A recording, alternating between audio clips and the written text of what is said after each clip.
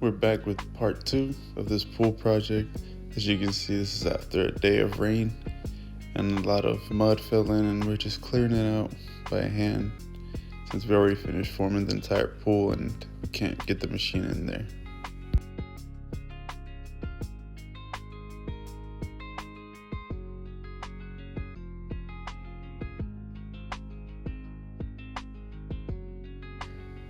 This probably took us about 2 hours this day to finish cleaning up.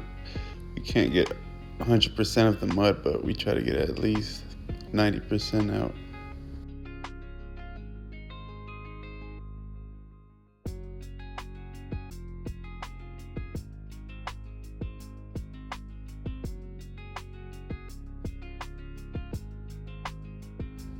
We've gotten most of it out by now. Right here I'm just trying to clean up a little bit more around the rebar that I had previously set down the day before, and it's pretty much done.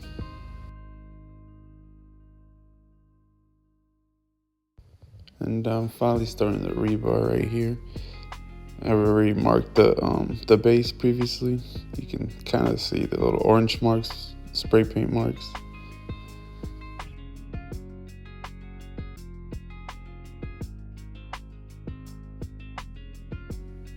The way we like to do it, or that I like to work, is I go inside the pool and I take the measurements, and my coworker, he cuts and bends them. We have some rebar benders, some I think metabu, and gas saw that we cut the rebar with.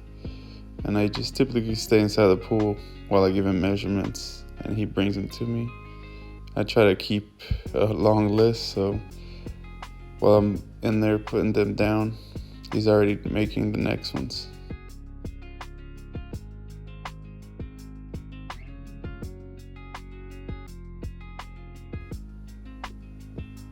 Right here I'm putting down some more rebar chairs. As I go, I can kind of tell where it needs more, but when it's all said and done at the end, we go back and wherever we feel like the floor is weak, we just put some rebar chairs underneath.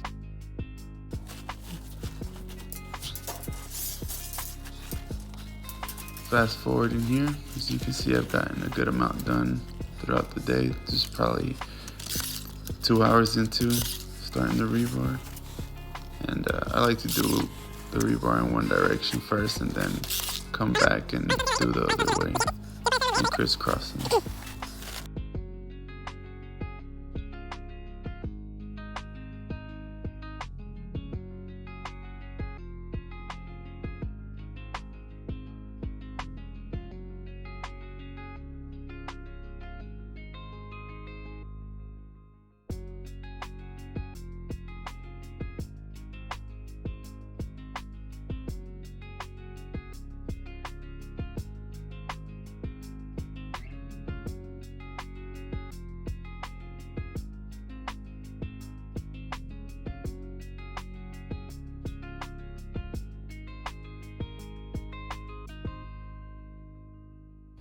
Fast forwarding once again, as you can see, I'm almost done with the floor. Just taking some last few measurements to finish it up, and so I can start doing the walls afterwards. And I like to write things on the board so I'll know where everything goes, because once you start giving out a lot of measurements, and you don't know where each of the pieces goes, so I like to keep track of it that way.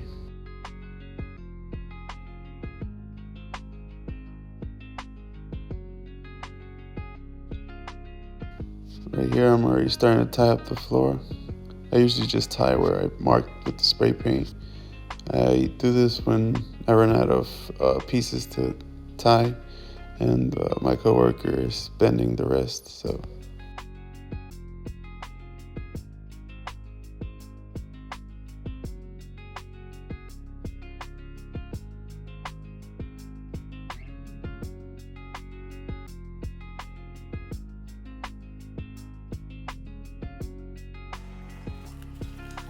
this is another day. As you can see, we had more mud fall in. I think we had about 3 feet of water. that was in the deep end, and we had to pump it out. It gets pretty hard once there's rebar to take the mud out. Luckily we didn't do the walls yet. If not, it would be a lot harder to get out. I think this day we probably spend about another 2 hours to clean out the mud.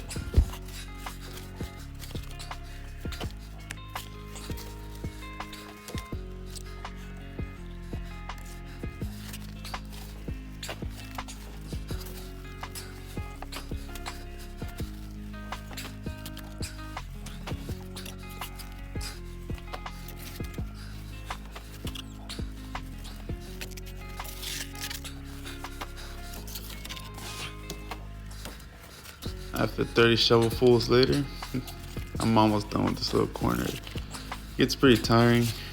I think each shovelful probably weighs about 5 or 6 pounds. So you imagine throwing that over the form and doing it a couple hundred times.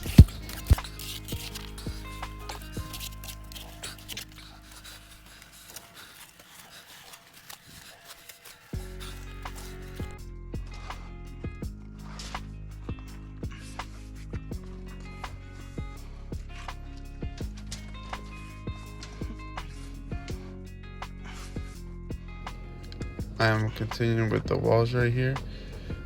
This pool builder uses number 4 rebar, which is about 1/2 inch thick. This one's pretty hard to bend compared to number 3, which is about 1/4 inch.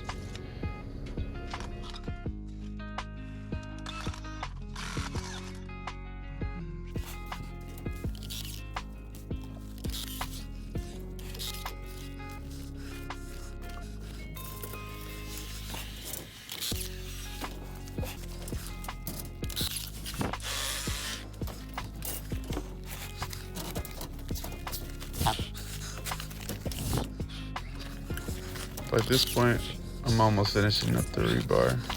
Finishing up the last few pieces of the wall before tying everything up, and then finally doing the stays and the benches. That about wraps it up for this project. At the end, I'm gonna show some quick videos of the overall site and how we left it looking when it was finally done. We didn't do the plumbing here, so that's why I didn't show any of it.